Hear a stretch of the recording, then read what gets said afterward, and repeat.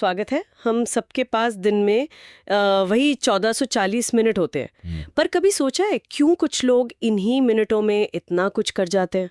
हाँ, ये सवाल तो है। आज हम इसी पर थोड़ी गहराई से बात करेंगे, केविन क्रूज की किताब टाइम मैनेजमेंट के 15 रहस्य के हवाले से। अच्छा। क्रूज ने कई सुपर सक्सेसफुल लोगों से बात की, ये समझने के लिए कि आखिर वो अपना टाइम मैनेज करते कैसे हैं। हाँ, उन्होंने अरबपति, ओलंपिक एथलीट, टॉप स्टूडेंट्स, मतलब हर तरह के कामयाब लोगों का इंटरव्यू लिया। बिल्कुल, तो चलिए देखते हैं क्या राज है उनके। सबसे पहली बात जो शायद हम सब जानते हैं पर मानते नहीं, वो ये कि समय आपकी सबसे कीमती चीज है, सबसे मूल्यवान संपत्ति। एक बार गया तो बस गया। सही कहा। ये सुनने में बहुत सीधा लगता है, पर असल में ऐसे मानना प्रायोरिटीज तय करने में बहुत मदद करता है। कैसे? देखिए, किताब भी यही कहती है। जब आप सच में मानते हैं कि समय लिमिटेड है, वापस नहीं आएगा, तो आप सोचते हैं क्या अभी ईमेल देखना ज्यादा जरूरी है या वो बड़ा प्रोजेक्ट जिस पर कंपनी का फ्यूचर टिका है। हाँ, ये तो है। तो सफल लोग अक्सर वो काम चुनते हैं जिनका असर ज्यादा बड़ा हो, लॉन्ग टर्म हो। और ये सिर्फ काम पर नहीं, निजी जिंदगी पर भी लागू होता होगा। बिल्कुल। जैसे सोशल मीडिया पर स्क्रॉल करने के बजाय किताब पढ़ना, क्योंकि उससे शायद कुछ सीखेंगे, कुछ बेहतर बनेंगे। समय तो उतना ही लगना है ना? सही। और ये बात सीधे चौथे रहस्य से जुड़ जाती है, अपने सबसे महत्वपूर्ण काम यानी MITs पर फोकस करना। MITs यानी मोस्ट इम्पॉर्टेंट टास्क। हाँ, मोस्ट इम्पॉर्टेंट टास्क। दिन भर में 100 चीजें हो सकती हैं करने को, पर वो 1 या 2 काम कौन से हैं जो सच में फर्क डालेंगे, उन्हें पहचानना और उन पर सबसे ज्यादा एनर्जी लगाना। और यहीं पर छठा रहस्य काम आता है, सिर्फ व्यस्त दिखने की जगह असल में प्रोडक्टिव होने पर ध्यान देना। मतलब बिजी होना और प्रोडक्टिव होना एक ही बात नहीं है। बिल्कुल नहीं। किताब में बहुत अच्छा उदाहरण है। एक आदमी है जो 10 काम एक साथ कर रहा है, मीटिंग, ईमेल, फोन कॉल्स, हमेशा भागता हुआ दिख रहा है। हाँ, देखा है ऐसे लोगों को। और दूसरा है जो शांति से सोच समझकर सिर्फ वो काम चुन रहा है जो सबसे जरूरी है, भले ही वो कम बिजी दिखे, पर असल में रिजल्ट वही ला रहा है, ज्यादा प्रोडक्टिव है। ये तो बड़ी गहरी बात है। हम अक्सर व्यस्तता को ही सफलता समझ लेते हैं। हाँ, यही पीएच है। तो फिर प्रोडक्टिव बनने के लिए एक और चीज जरूरी है, जो किताब का 8वां रहस्य है, ना कहना सीखना। उफ, ये कितना जरूरी है ना?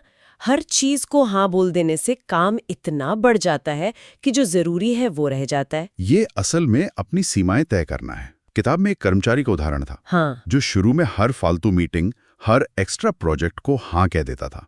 नतीजा, काम की क्वालिटी गिरी, वो खुद परेशान। तो जब उसने सीखा कि भाई ये मेरी प्राथमिकता नहीं है या मेरे पास अभी बैंडविड्थ नहीं है, और ना बोलना शुरू किया, तो चीजें बेहतर हुई। हाँ बिल्कुल, उसका फोकस लौटा, एनर्जी बची और वो अपने मेन काम बेहतर तरीके से कर पाया। और आजकल फोकस बनाए रखना वैसे भी एक चैलेंज है।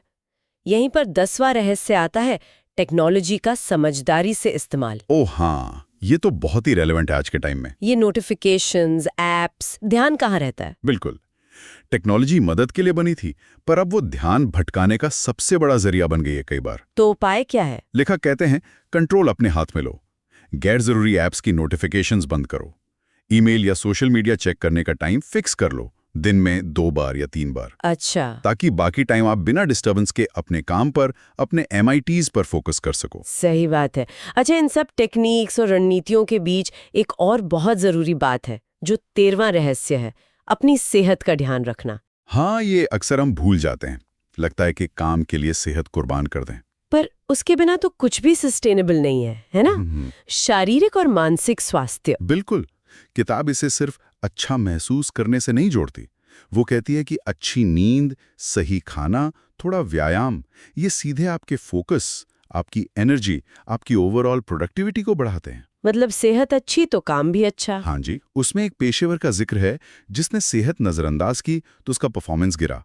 फिर जब उसने लाइफस्टाइल बदली, सेहत पर ध्यान दिया, तो उसके काम में जबरदस्त सुधार आया। तो अगर हम इन सब बातों को समेटें, केविन क्रूज की किताब का सार यही है कि टाइम मैनेजमेंट सिर्फ घंटे गिनना या ज्यादा काम निपटाना नहीं। नहीं, ये उससे कई ज्यादा है। ये है सही चीजों को चुनना, उन्हें प्राथमिकता देना। हाँ, और जो जरूरी नहीं है उसे ना कहने की हिम्मत रखना, ध्यान भटकाने वाली चीजों से बचना, और सबसे जरूरी, अपना ख्याल रखना। बिल्कुल।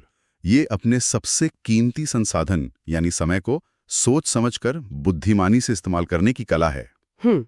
ये सारी बातचीत एक सवाल मन में लाती है क्या? कि इन सब जानकारियों के बाद कोई भी व्यक्ति आज अपने अगले घंटे या अगले दिन को बेहतर बनाने के लिए सिर्फ एक छोटा सा बदलाव क्या कर सकता है? ऐसा बदलाव जो वाकई उसके समय की कीमत को दर्शाता हो। ये वाकई सोचने वाली बात है। एक छोटा कदम जो बड़ा फर्क ला सकता है।